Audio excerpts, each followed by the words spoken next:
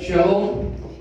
Ya, puji Tuhan, pagi ini kembali kita boleh diberikan kesempatan oleh Tuhan untuk kita belajar bersama-sama kebenaran firman Tuhan.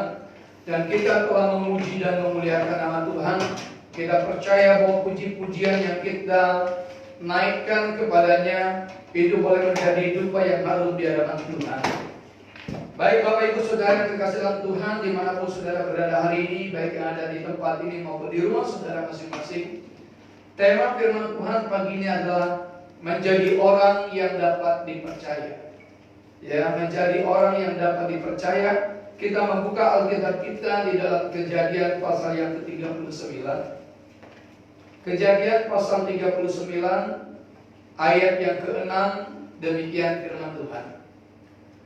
Segala miliknya diserahkannya pada kekuasaan Yusuf.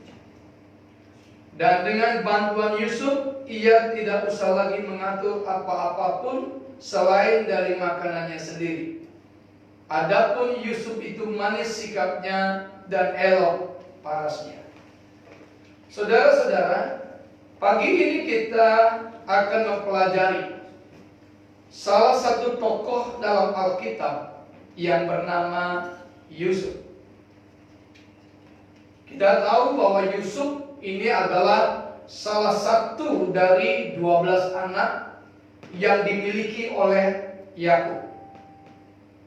Dan saudara, firman Tuhan menyatakan Yusuf ini adalah merupakan anak kesayangan dari Yakub, karena Yusuf lahir di masa tua dari Yakub. Saudara, bagi sebagian orang, menjadi anak kesayangan adalah merupakan suatu kebanggaan, suatu kesenangan, suatu kebahagiaan bagi sebagian orang kalau dia menjadi anak kesayangan. Tapi tidak bagi Yusuf. Saudara, justru sikap ayahnya yang menjadikan dia sebagai anak kesayangan dan memperlakukan Yusuf dengan istimewa. Saudara, itu menjadi satu awal dari kesusahan yang akan dialami oleh Yusuf.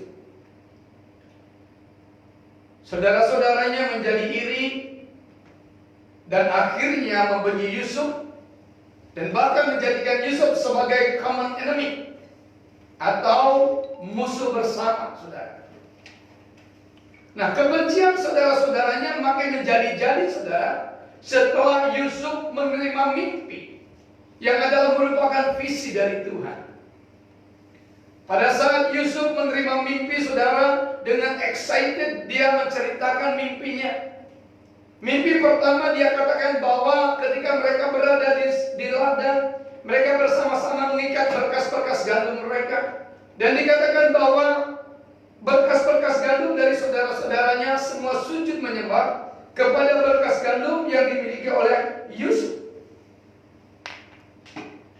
Lalu kemudian saudara, mimpi kedua adalah ketika dia berkata bahwa matahari, bulan, dan ke-11 bintang sujud menyembah kepadanya. Saudara, setelah Yusuf menyampaikan mimpi itu kepada saudara-saudaranya dan juga kepada orang tuanya, maka dikatakan bahwa saudara-saudara Yusuf justru bukannya senang, melainkan semakin benci kepada Yusuf. Iri hati dan kebencian yang mereka simpan, saudara, akhirnya mencapai puncaknya ketika pada akhirnya saudara-saudara Yusuf memperlakukan Yusuf dengan kasar, mencopot jubah maha indah yang Yusuf pakai, memasukkan Yusuf ke dalam sumur, lalu menjual Yusuf kepada saudagar orang Ismail yang pada akhirnya membawa Yusuf ke Mesir untuk dijual juga sebagai budak.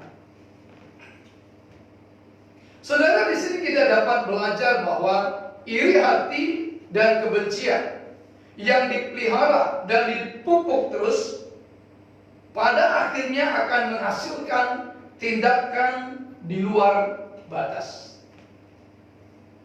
Bayangkan saudara, Karena iri hati dan benci, maka saudara-saudara Yusuf tega bersikap kasar kepada Yusuf dan menjual Yusuf yang adalah saudara atau adik mereka sendiri. Kalau saya mau katakan kepada saudara bahwa jangan biarkan iri hati dan kebencian menguasai hidup saudara. Karena iri hati dan kebencian tidak akan pernah mengerjakan sesuatu yang baik. Saudara-saudari yang dikasihi dalam Tuhan, kehidupan Yusuf berubah drastis.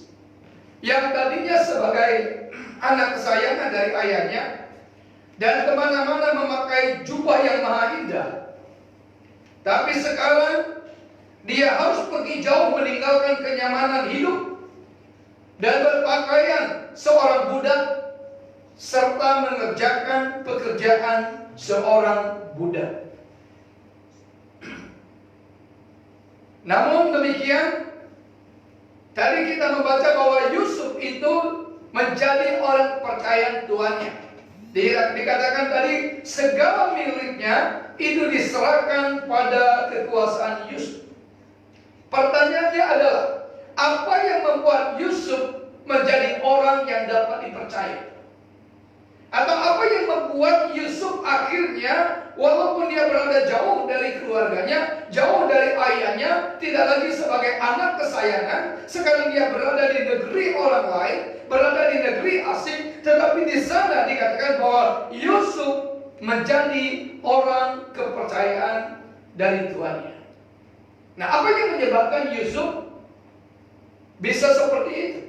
Yang pertama kita perhatikan di dalam ayat yang Kejadian 39 ayat yang kedua B dikatakan demikian. Sehingga ia menjadi seorang yang selalu berhasil dalam pekerjaannya, maka tinggallah ia di rumah tuannya orang Mesir itu. Saudara, Yusuf dapat dipercaya oleh tuannya adalah karena Yusuf dikatakan oleh firman Tuhan selalu berhasil mengerjakan setiap pekerjaan atau tanggung jawab yang diberikan kepadanya. Apapun tugas dan tanggung jawab serta pekerjaan yang dibebankan kepada Yusuf, saudara, maka Yusuf dapat menyelesaikan pekerjaan itu dengan baik. Keberhasilan Yusuf dalam setiap pekerjaan yang dilakukannya karena apa?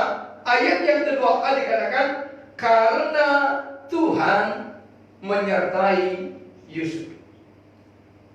Bapak Ibu Saudara yang dikasihi dalam Tuhan, jika saudara ingin menjadi orang yang dapat dipercaya di tempat di mana saudara bekerja atau melayani, maka keberhasilan saudara menyelesaikan setiap tugas atau pekerjaan saudara dengan baik dan tepat waktu itu akan sangat menentukan perjalanan karir saudara.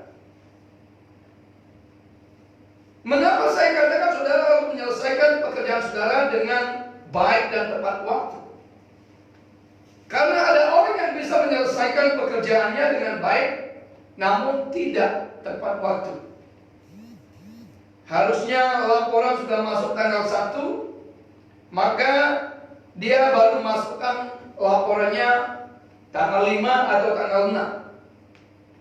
Selesai memang saudara, tapi tidak tepat waktu, maka itu akan mengurangi nilai kinerja saudara. Nah, apatah lagi mereka yang tidak menyelesaikan dengan baik tugas dan tanggung jawabnya dengan baik, tak pasti susah untuk dipercaya. Kalau saudara dipercaya satu pekerjaan, saudara diberikan satu tugas oleh bos atau atasan saudara, kemudian saudara diberikan tenggang waktu menyelesaikan pekerjaan itu, tetapi saudara memang saudara menyelesaikan pekerjaan itu, namun tidak sesuai dengan waktu yang ditetapkan, saya mau katakan itu akan mengurangi kepercayaan bos saudara terhadap saudara. Nah, Yusuf dapat dipercaya oleh tuannya karena dia selalu berhasil dalam setiap pekerjaan yang dilakukannya. Pastilah hasilnya baik dan diselesaikan tepat waktu. Hal itu terjadi karena apa? Karena dikatakan oleh firman Tuhan, sebab Tuhan menyertai Yusuf. Saya mau katakan, saudara, bahwa keberhasilan saudara dalam karir maupun bisnis saudara tidak ditentukan semata-mata karena keterampilan dan kemampuan saudara dalam bekerja dan mengelola bisnis saudara. Karena itu, melibatkan Tuhan serta memohon penyertaan Tuhan atas segala hal yang kita kerjakan sangat penting. Karena tanpa penyertaan Tuhan, kita akan, atau ada kemungkinan kita akan mengalami kegagalan. Saudara, Yusuf sekalipun dia jauh dari orang tuanya dan saudara-saudaranya, tetapi karena dikatakan Tuhan menyertai Yusuf, maka Yusuf menjadi orang yang berhasil dalam setiap pekerjaan yang dilakukannya. Karena itulah dia menjadi orang kepercayaan dari tuannya. Saudara tidak gampang menjadi orang yang dapat dipercaya.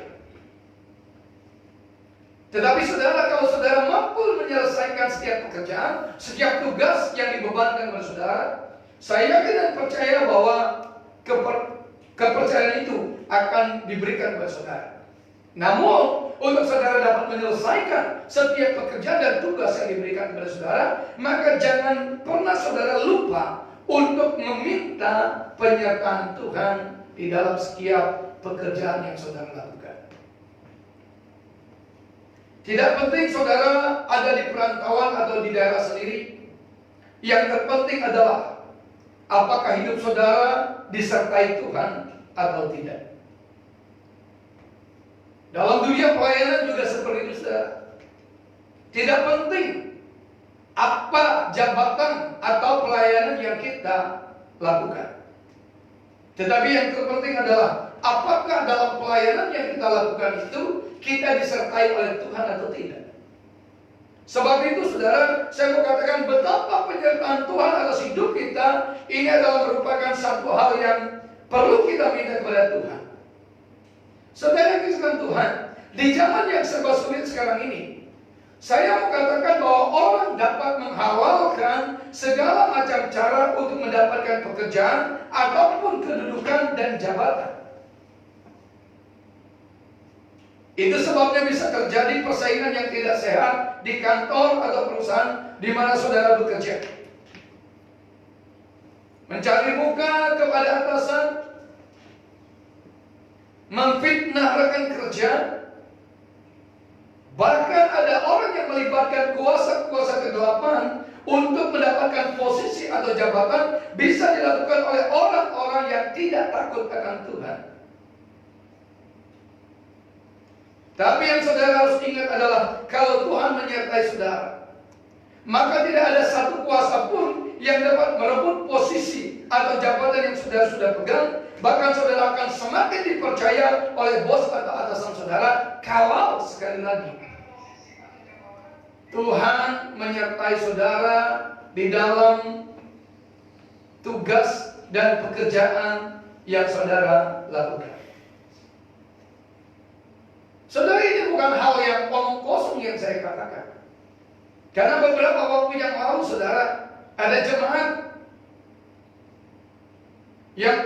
yang juga oleh orang lain yang tidak percaya kepada Tuhan, coba-coba dikerjain saudara.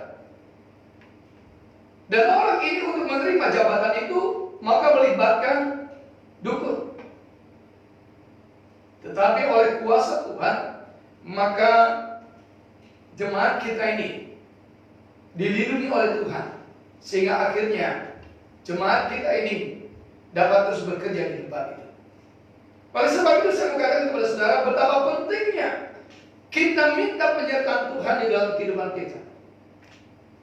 Apalagi saudara-saudara yang terlibat di dalam dunia sekuler, saudara yang bekerja dalam satu perusahaan, saudara memegang satu jabatan.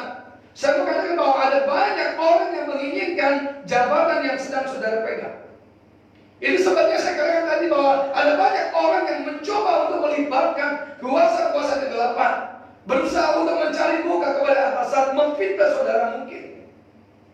Tetapi saya mau katakan kepada saudara, jangan pernah takut.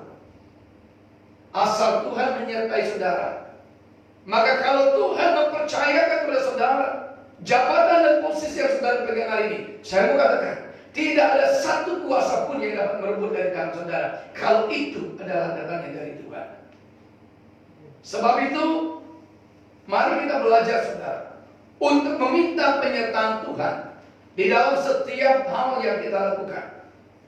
Baik ketika kita melakukan pekerjaan-pekerjaan kita di kantor atau dimanapun saudara, maka minta penyertaan Tuhan supaya saudara dapat menyelesaikan setiap tugas yang diberikan kepada saudara dengan baik. Dan hasilnya itu menjadi hasil yang sangat memuaskan. Itu bisa terjadi kalau Tuhan menyertai saudara dalam setiap pekerjaan yang saudara lakukan. Karena keberhasilan kita dalam setiap pekerjaan yang kita lakukan, baik itu di kantor maupun di dalam pelayanan kita, itu bukan semata-mata karena kemampuan kita, tetapi itu terjadi Tuhanlah yang memberikan kepada kita kemampuan. Sebab itu saudara, kita belajar hari ini rahasia yang pertama, mengapa Yusuf menjadi orang yang dapat dipercaya oleh Tuhan adalah karena Yusuf mampu menyelesaikan setiap pekerjaan dan tugas yang diberikan kepadanya, dan itu terjadi, firman Tuhan menyatakan, karena Tuhan menyertai Yusuf. Jadi mari libatkan Tuhan di dalam segala hal yang saudara lakukan. Mungkin saudara berbisnis, saudara punya usaha sendiri, atau saudara bekerja di kantor atau dimanapun. Maka melibatkan Tuhan di dalam kehidupan kita, itu adalah hal yang mutlak harus kita lakukan. Karena keberhasilan kita dalam menjalankan tugas itu, keberhasilan kita dalam mengelola bisnis, keberhasilan kita dalam memegang usaha, itu bukan karena kita sendiri, tetapi itu terjadi kalau Tuhan beserta dengan kita dan memberikan kemampuan kepada kita. Oleh sebab itu saudara, mari kita belajar bahwa hal yang pertama yang menyebabkan Yusuf dapat dipercaya adalah karena dia mampu menyelesaikan tugasnya, lalu tugas itu diselesaikan dengan baik oleh karena Tuhan menyertai Yusuf. Dan yang kedua saudara, apa yang menjadi rahasia bahwa Yusuf ini menjadi orang yang dapat dipercaya? Yang kedua, karena Yusuf memiliki sikap atau karakter yang manis. Saudara perhatikan ayat yang ke-6 dari Kejadian pasal yang ke-39. Segala miliknya diserahkannya pada kekuasaan Yusuf, dan dengan bantuan Yusuf ia tidak usah lagi mengatur apa-apapun selain dari makanannya sendiri. Adapun Yusuf itu manis sikapnya dan elok parasnya. Saudara perhatikan kata adapun Yusuf itu manis sikapnya dan elok parasnya. Saya kira tidak semua kita memenuhi kriteria yang bisa dikatakan sebagai orang yang memiliki paras yang elok, ganteng atau cantik. Tapi sikap yang manis harusnya setiap kita bisa memilikinya. Amin. Sekali lagi saya katakan bahwa tidak semua kita bisa memenuhi kriteria sebagai orang-orang yang dikatakan sebagai orang yang memiliki paras yang elok, ganteng ataupun cantik. Tapi sikap manis harusnya setiap kita bisa memilikinya. Kalau kita tidak punya modal tampang saudara, setidaknya kita harus punya modal sikap atau karakter yang baik agar kita memiliki sedikit nilai jual. Ya. Kalau tampang kita sudah ya pas-pasan gitu, ya kan? Paling tidak kita mesti punya sikap atau karakter yang manis agar kita bisa memiliki apa? Nilai jual. Nah saudara yang dikasih dalam Tuhan, orang lain akan dapat berkata, biarpun begitu loh, orangnya itu baik. Artinya kita masih punya apa? Nilai plus atau nilai jual. Tapi kalau kita sudah tidak punya modal tampang, Ya, tidak elok, tidak ganteng, tidak cantik, namun karakter kita juga jelek. Kelihatannya saudara, masa depan kita agak lebih suram, ya kan? Makanya orang udah jelek belagu lagi gitu aja ya, udah jelek belagu lagi. Nah, saudara-saudara yang dikasih Tuhan, kita percaya bahwa Yusuf itu dipercaya oleh tuannya selain karena parasnya yang elok, tetapi memiliki sikap atau karakter yang manis. Tentunya sikap atau karakternya ini memiliki nilai lebih di mata tuannya. Ya, bukan karena parasnya yang elok, sebab tuannya itu bukan homrek atau penyuka sesama jenis. Yang menyebabkan Yusuf dapat dipercaya itu bukanlah karena memang parasnya elok, itu sudah nilai plusnya, tetapi lebih daripada itu, firman Tuhan menyatakan selain dia memiliki paras yang elok, tetapi dikatakan dia memiliki sikap yang manis. Saudara, menjadi orang yang dapat dipercaya sangat ditentukan oleh sikap atau karakter yang saudara miliki. Saudara memiliki karakter yang dapat dipercaya atau tidak? Orang tidak akan mempercayakan perusahaannya untuk saudara pegang atau kelola kalau saudara punya karakter yang jelek, koruptor, pemalas, dan kinerja saudara buruk. Saya kira Tuhan pun memiliki prinsip yang sama. Tuhan juga tidak akan mempercayakan miliknya atau berkatnya dikelola oleh seseorang yang memiliki karakter yang tidak baik. Saya mau katakan bahwa apa yang kita miliki hari ini itu bukan milik kita, tetapi yang kita miliki hari ini Tuhan itu percayakan kepada kita. Kita ini hanya sebagai pengelola.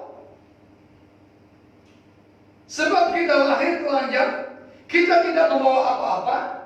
Karena itu apa yang ada pada kita saat ini adalah milik Tuhan. Dan kita hanya dipercaya untuk apa? Mengelolanya.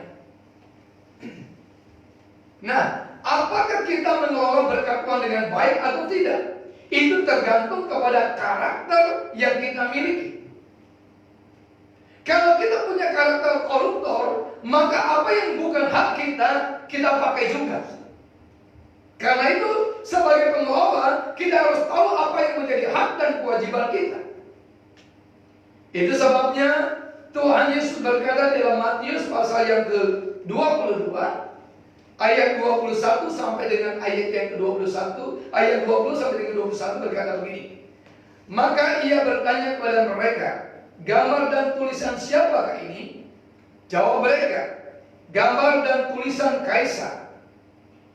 Lalu Yesus berkata kepada mereka, berikanlah kepada Kaisar apa yang wajib kamu berikan kepada Kaisar, dan kepada Allah apa yang wajib kamu berikan kepada Allah. Saudara, dari seluruh berkat yang Tuhan berikan kepada kita, maka kita hanya berhak mengelola dan memakai 90% dari apa yang Tuhan berikan kepada kita. Dan yang 10% itu adalah milik Tuhan. Tapi ada berapa banyak di antara saudara yang patuh untuk memberikan apa yang menjadi haknya Tuhan? Kalau saudara ingin menjadi orang yang dipercaya oleh Tuhan, maka miliki karakter yang dapat dipercaya, yang salah satunya adalah jujur dan bukan karakter koruptor. Yang 90% saudara kelola untuk kebutuhan saudara, karena itulah hak saudara. Sedangkan yang 10% itu adalah milik Tuhan. Maka harus saudara kembalikan kepada Tuhan. Saudara, prinsip ini yang seringkali dilupakan oleh anak-anak Tuhan. Saya tidak peduli orang mau berbicara tentang perpuluhan itu sudah tidak perlu lagi atau tidak. Tetapi karena saya berada di gereja Bethel Indonesia, kita semua berada di gereja Bethel Indonesia yang mana masih memungkinkan dan diajarkan untuk mengembalikan, memberikan apa yang menjadi milik Tuhan. Itu sebabnya saya berbicara bukan semata-mata tujuannya adalah supaya saya dapat duit, tetapi semata-mata supaya tujuan saya adalah supaya saudara semua hidup di dalam berkat-berkat Tuhan. Sebab orang yang bisa dipercaya untuk mengelola berkat Tuhan adalah orang yang memiliki sikap atau karakter yang baik di hadapan Tuhan. Salah satunya adalah bukan seorang koruptor. Memang saudara, kalau korupsi itu tidak selalu berbicara tentang uang. Kalau kita bicara korupsi itu tidak selalu berbicara tentang hepek, cien. Tetapi kadang-kadang koruptor itu bisa juga bicara tentang waktu. Kadang-kadang kita tidak mempergunakan waktu dengan bijaksana. Kita banyak korupsinya dalam hal waktu. Itu sebabnya saya banyak bicara kadang-kadang pada jemaat bahwa apalagi pada mereka yang mempergunakan waktunya 7 hari bekerja sampai lupa untuk ibadah dan mencari Tuhan.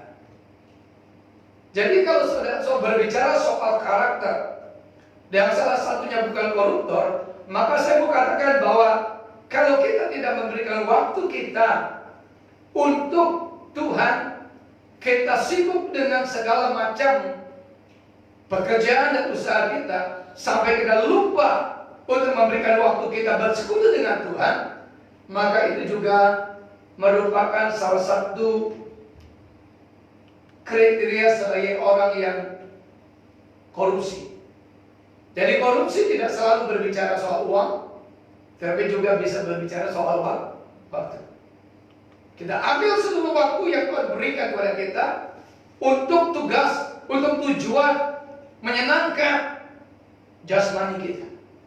Dan akhirnya kita lupa memberikan waktu kita untuk bersekutu, berbicara, menyapa Tuhan, dan bergaul dengan Tuhan. Sebab ini saudara, mari kita belajar menjadi orang-orang yang dapat dipercaya oleh Tuhan. Baik itu mengelola berkat-berkat Tuhan yang Tuhan berikan kepada kita. Tak peduli saudara, sekali lagi saya katakan, Tuhan itu tidak butuh uang, tetapi yang Tuhan cari adalah ketaatan kita kepada Tuhan. Jadi kalau kita ingin dipercaya untuk mengelola berkat-berkat Tuhan, mari kita belajar menjadi orang yang memiliki karakter yang baik, memiliki karakter yang manis, memiliki karakter yang memang dapat dipercaya oleh Tuhan untuk kita hidup dalam berkat-berkat Tuhan.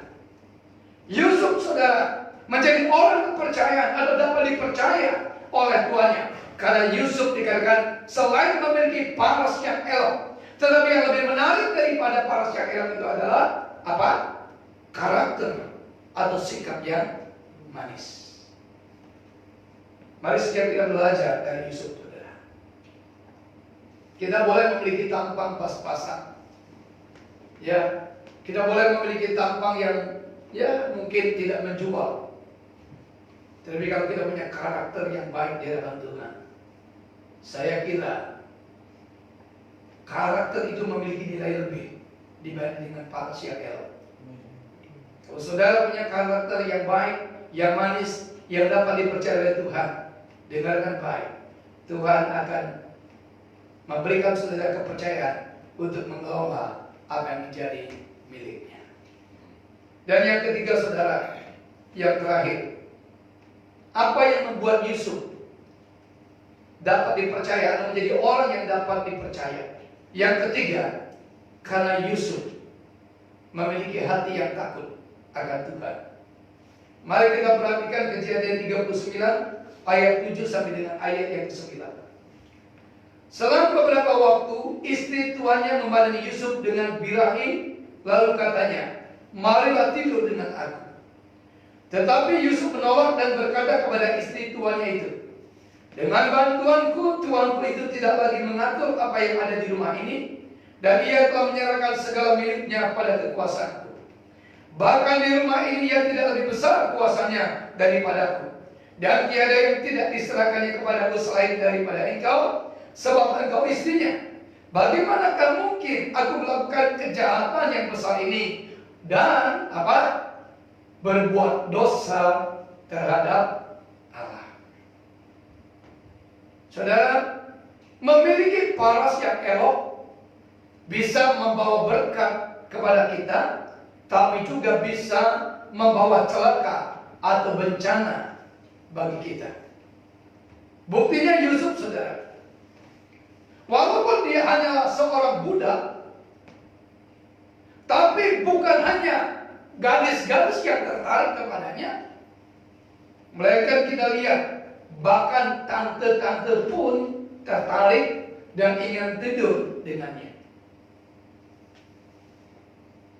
Karena itu, saudara, sekali lagi saya katakan bahwa jangan terlalu membanggakan diri kalau saudara menjadi orang yang cantik. Atau jangan terlalu membanggakan diri kalau saudara menjadi orang yang ganteng, punya bodi atletis, hidung mancung, mata biru, birunya karena lebam dipukul orang.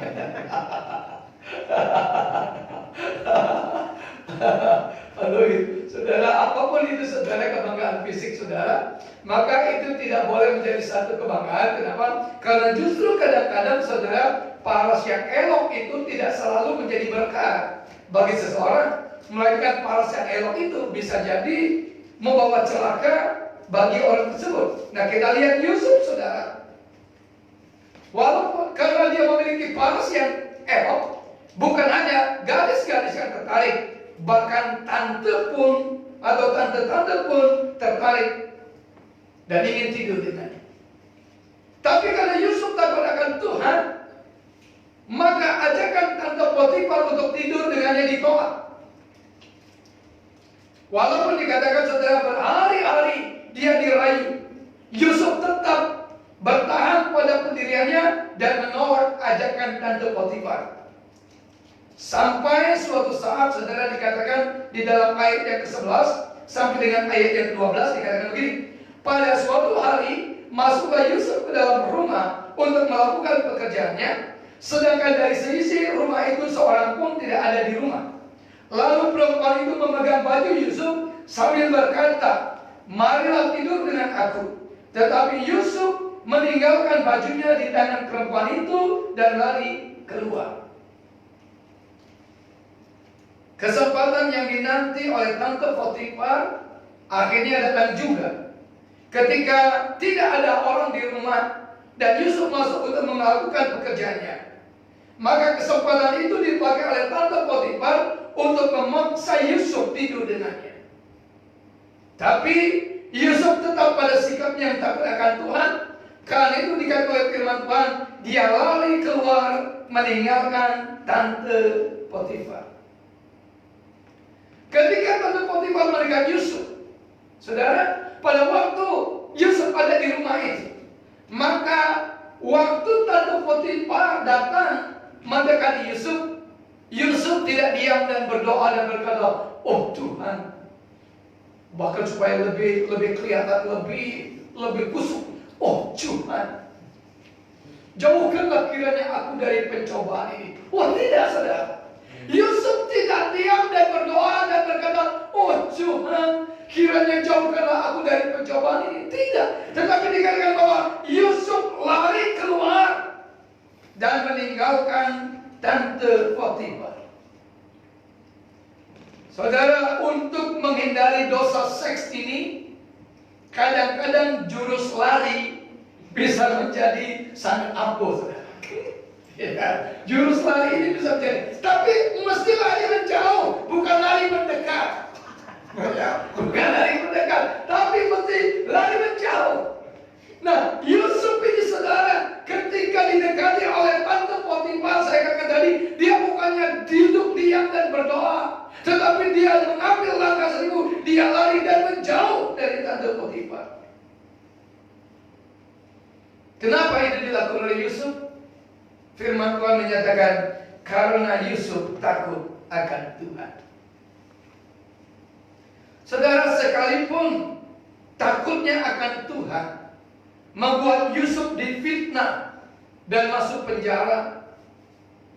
Tapi di penjara pun Tuhan tetap menyertai dia dan menjadi kesayangan dari kepala penjara. Dan dengan takutnya akan Tuhan, pada akhirnya Tuhan mempercayakan kepada Yusuf bukan hanya mengelola kekayaan Potifar, tetapi kemudian Tuhan mempercayakan kepada Yusuf untuk mengelola kekayaan Mesir. Saudara perhatikan ayat yang ke-41 sampai dengan ayat yang ke-42. Demikian firman Tuhan. Selanjutnya Firaun berkata kepada Yusuf, dengan ini aku melantik engkau menjadi kuasa atas seluruh tanah Mesir. Sesudah ini Firaun menanggalkan cincin meterainya dari jarinya dan mengenakannya pada jari Yusuf. Dipakaikannya kepada Yusuf pakaian daripada kain halus dan digantungkannya kalung emas pada lehernya. Saudara perhatikan, memiliki hati yang takut akan Tuhan itu tidak selalu mudah. Bisa jadi karena sikap saudara yang takut akan Tuhan, saudara difitnah, saudara dikata-katai orang, dikhianati oleh rekan kerja ataupun karyawan saudara. Tapi saya mau katakan, kalau saudara ingin dipercaya lagi atau menjadi orang yang dapat dipercaya oleh Tuhan, maka tetaplah miliki hati yang takut akan Tuhan dan jangan kompromi dengan dosa. Yusuf sebelum dipercaya untuk mengelola kekayaan Mesir, dia harus menjalani proses yang tidak mudah.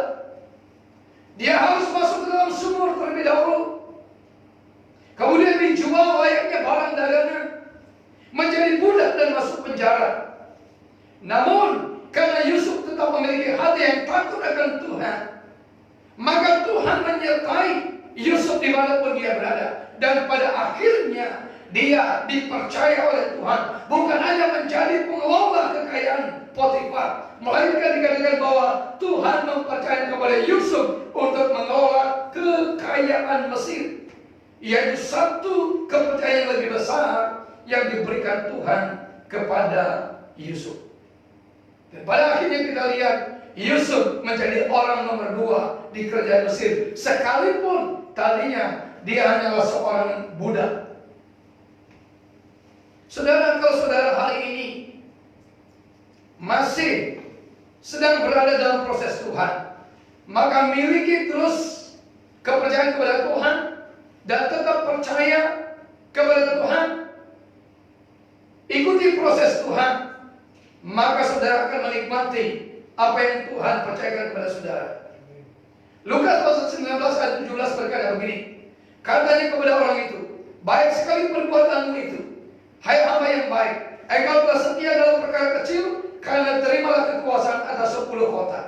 Jadi saudara, mari, 3 hal ini yang menyebabkan Yusuf menjadi orang yang dapat dipercaya. Yang pertama, dia mampu menyelesaikan pekerjaan dengan baik oleh karena Tuhan menyertai dia. Yang kedua, miliki karakter yang manis, yang baik dalam hidup saudara, maka saudara akan menjadi orang yang dapat dipercaya. Dan yang ketiga, saudara, yang ketiga itu adalah belajar untuk memiliki hati yang takut akan Tuhan, karena ketiga hal ini menyenangkan hati Tuhan. Jika saudara mampu menyenangkan hati Tuhan, maka saudara akan menjadi orang yang dapat dipercaya oleh Tuhan untuk mengelola apa yang menjadi miliknya. Dan biarlah kebenaran firman Tuhan yang sudah kita pelajari 3 hal ini akan menjadi pegangan dalam kehidupan kita untuk kedepannya. Ya, untuk bagaimana kita melakukan pekerjaan yang baik dengan penyertaan Tuhan, memiliki karakter yang baik, lalu kemudian memiliki hati yang takut akan Tuhan. 3 hal ini kita miliki, maka saudara akan menjadi orang-orang yang dapat dipercaya, dan itu menyenangkan hati Tuhan. Mari saya mengundang saudara untuk bangkit berdiri.